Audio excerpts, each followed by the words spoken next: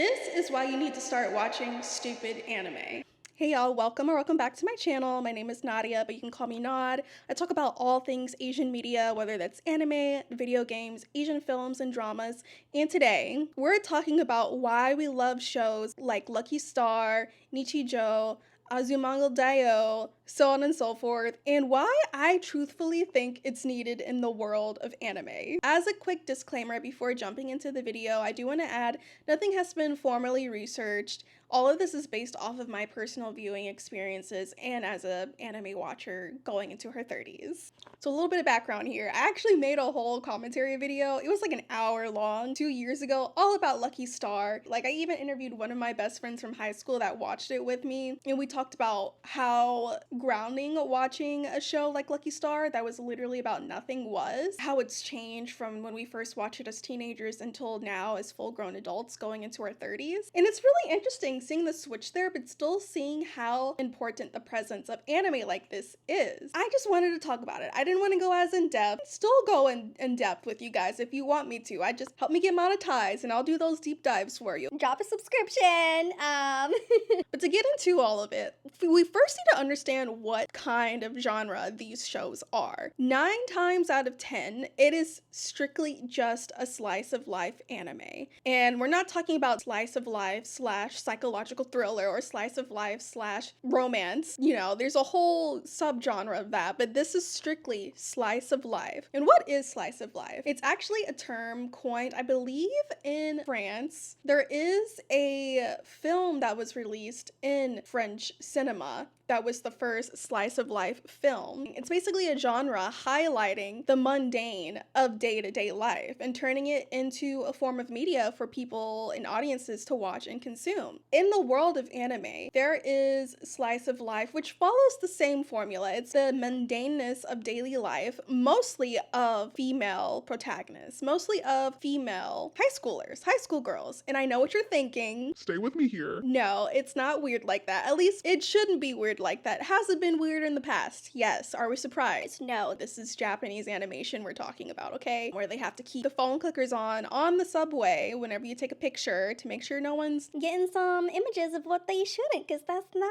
okay. It's never okay. That's the biggest difference between, you know, traditional or the original form of slice of life versus Japanese. Just the fact that a lot of Japanese slice of life or mundane media highlights the lives of high school girls. And for an example, I'm going to use Lucky Star just because I've watched this series at least 3 times in my life, probably more. And basically what it is, it follows a group of, I'd say, like 5 girls. That's the main protagonist, and their daily lives, just as it sounds. And not just like what they're doing on a day-to-day, but it has literally no plot whatsoever. The entire draw to these kind of animes is the relatability, the meta-ness of it all, and how it's referential to other animes, such as The Melancholy of Haruhi Suzumiya that was constantly referenced, as well as OVAs or original video animations that reference Hatsune Miku at the time when the whole Vocaloid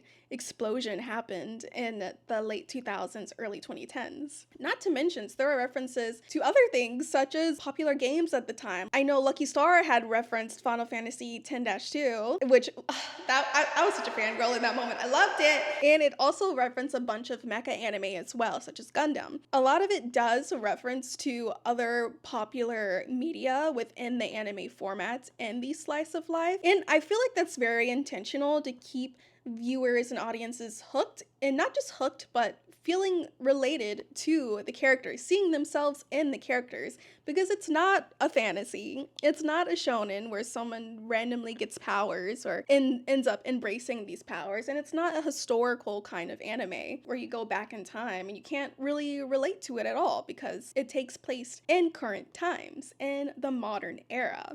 Another thing about these slice of life anime, not just Lucky Star in this matter, is that these are shows that you can put on and and do something else while you're watching it.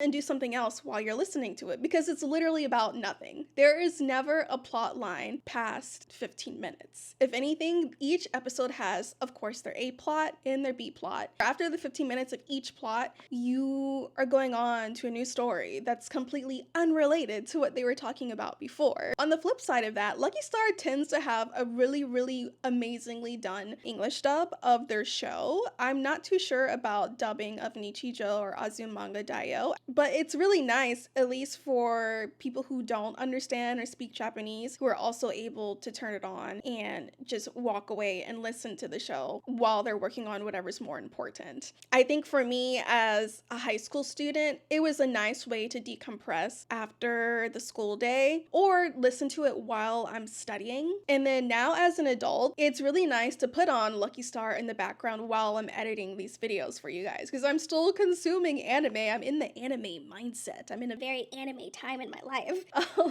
and I'm able to focus on my creative work at the same time. Likewise, it could be the same for adults too. It's a very easy way to decompress after work if you happen to have a very mentally draining career or job. It's nice to just not think about anything or not feel like you have to really lock in or pay attention to a piece of media after work. I can't say this for everyone, but I know for myself, it's really hard for me to really lock in on certain shows that are very plot heavy, say like your Breaking Bads, your Game of Thrones, even like your Euphorias even after work, because it's just like, it's too much emotionally and I'm already drained from the workday, or at least I was when I had a corporate job. and I couldn't deal with it. And it was kind of sad because I felt like I didn't have anything to really decompress after working all day. That was not necessarily healthy, but just relaxing without having to go on my phone. I feel like a lot of adults now find themselves reaching to their phone and doom scrolling to decompress after work versus more traditional media that we've seen in the past through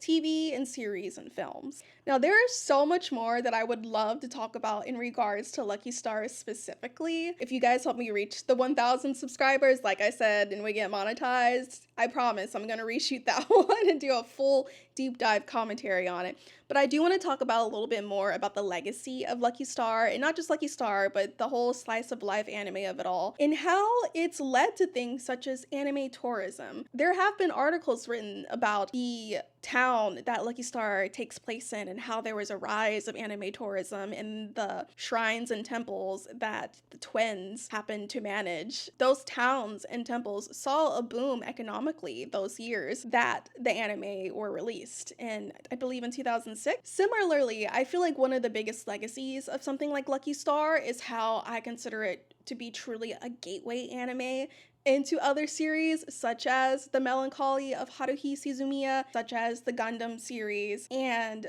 for video games, again, Final Fantasy, or even like MOBAs and online MMOs. Because we see Konata always gaming at night on her computer as an otaku that she does, as a lot of her audiences probably do if they're indulging in anime and probably involved in the whole weeby culture of Japan. It's a lot of almost unintentional marketing for the otaku culture. Maybe it's not unintentional. There is a very big chance that it is very intentional, that it speaks to so much of the otaku and weeaboo community, because it can market to other forms of media that the creators of Lucky Star happen to pull inspiration from. And it's a beautiful way to get more integrated within the multiple realms of Japanese and Asian media specifically. Finally, the last thing I want to say about why I think you guys should watch anime about nothing or stupid anime is it's just wholesome. It's wholesome and random. It's a breath of fresh air. Honestly, we live in such a tumultuous times right now in so many different areas of the world. And it's nice to just kind of turn your brain off and tune into a show that you know is not gonna drop anything that's gonna like wreck your soul or anything like that. Let's see, Attack on Titan or Jujutsu Jujutsu Kaisen. It's just nice and wholesome and grounding and stupid and funny and relatable, and we all need that. I hope to see more of these as we move forward in newer seasons of anime in the modern era. I feel like we've gotten a ton of shonen and fantasy lately, but I'm personally missing the slice of life without the romance, without the thrillers, without the magic. I need to see more relatable anime that doesn't have to do with high schoolers falling in love. Yeah, those are my thoughts about it. Let me know what you guys think. Do you have a favorite slice of life anime or show about nothing? Would you recommend it to anyone to watch? Recommend me some more slice of life anime to watch, because there's not a lot that I know about. So please recommend me more. Side note, but NICHIJOU is kind of like unhinged. That may not be the most relaxing one to watch. So I recommend Lucky Star if you're looking to get started. But thank you guys so much for watching this video. I really appreciate it. If I have hype points, hit those hype points, I guess. Don't forget to like, comment, and subscribe, and I'll see you in the next video.